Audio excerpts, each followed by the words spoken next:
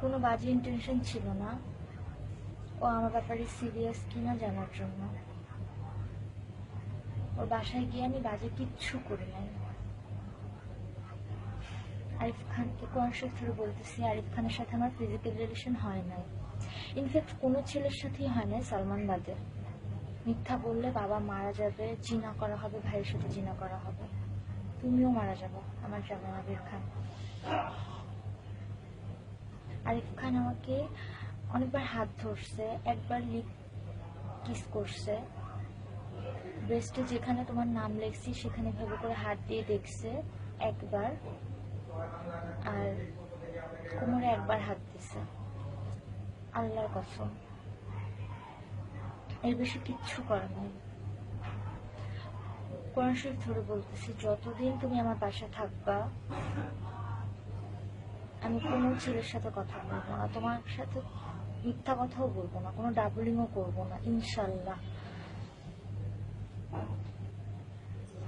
কোরআন শরীফ ধরে বলতেছি, জান আমি তোমাকে আমার নিজের চেয়ে, আমার ফ্যামিলির চেয়ে, আমার সব কিছুর চেয়ে বেশি ভালোবাসি। আর আরিফ খানকে আমি ভালোবাসি না। ইনফ্যাক্ট তুমি ছাড়া আমি কোনো পুরুষ মানুষকেই ভালোবাসি না, বাবা ভাই ছাড়া। তোমাকে কতটা ভালোবাসি সেটা জানি না, আমার যতটা ভালোবাসা সম্ভব, যেন কোরআন শরীফ ছুঁয়ে বলতেছে ততটাই ভালোবাসি।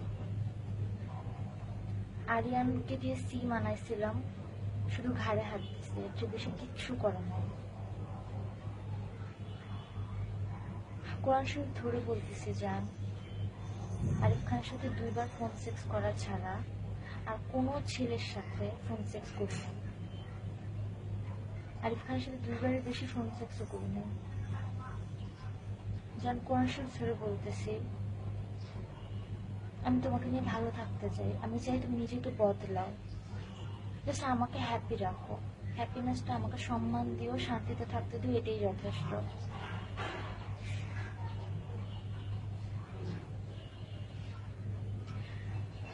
তোমার সব কথা শুনবো ইনশাল্লাহ, ভালো থাকার জন্য, তোমাকে ভালো রাখার জন্য।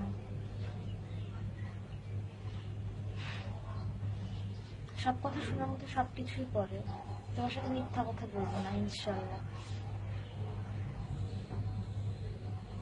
তুমি ছেলেগুটিতে ব্যাপার নিয়ে টেনশন করো, তাই ছেলেগুটিতে ব্যাপারগুলো ক্লিয়ার করলাম। যান কোরআন শরীফ ধরে বলতেছি, তুমি ছাড়া আর কোনো ছেলের সাথে কোনো রিলেশন বা কোনো সম্পর্ক আমার নাই। তোমাকে আমি আমার স্বামী হিসেবে মানি, তোমাকে নিয়ে ভালো থাকতে চাই।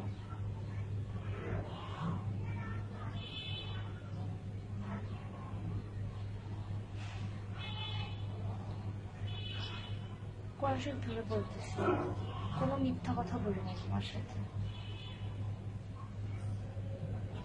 I love you.